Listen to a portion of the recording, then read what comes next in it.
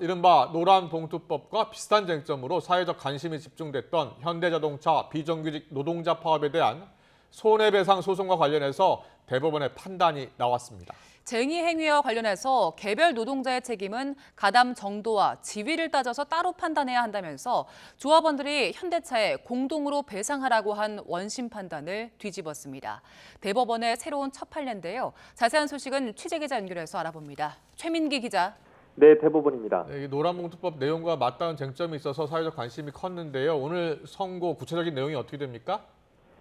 네, 그렇습니다. 현대자동차 비정규직 노동자의 파업 손해배상 소송과 관련한 대법원 선고가 오전에 내려졌습니다. 이 대법원은 오늘 조합원들이 공동으로 현대차에 20억 원을 배상하라고 했던 원심을 깨고 이 사건을 부산고등법원으로 돌려보냈습니다.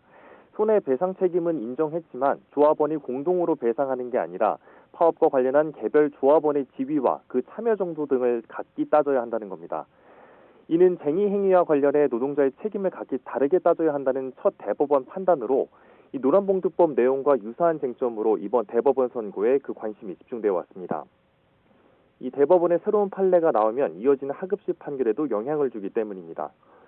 이 사건은 앞서 2010년 11월 15일부터 2010년 12월 9일까지 현대차 비정규직 조합원이 울산공장 1, 2라인에서 점거 농상을 벌이면서 시작됐습니다.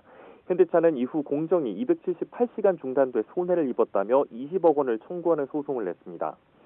1, 2심 재판부는 이들의 위법 쟁의 행위가 사회 통념상 용인될 수 없는 반사회적 행위라며 조합원들이 공동으로 20억 원을 물어줘야 한다고 결론 내렸습니다. 이는 민법상 공동 불법 행위자는 모두 동일한 책임을 분담한다는 원칙에 따른 판결입니다. 그러나 파업과 관련해 각 조합원의 의사결정 참여 정도, 개별 사정 등을 고려해야 한다는 새로운 대법원 판례가 나온 만큼 이어지는 하급식 판결에도 영향을 줄 것으로 보입니다.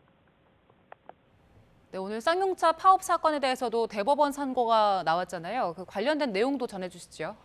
네, 맞습니다. 이 대법원은 지난 2009년 쌍용자동차 노조의 파업에 동참했던 금속노조가 쌍용차에 물어줘야 할 손해배상액을 감액하라는 판단도 내렸습니다.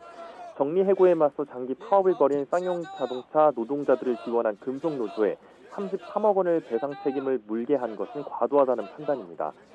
대법원은 앞서 금속노조가 회사에 33억여 원과 지연 손해금을 지급하라고 한 원심을 깨고 사건을 서울고등법원으로 돌려보냈습니다.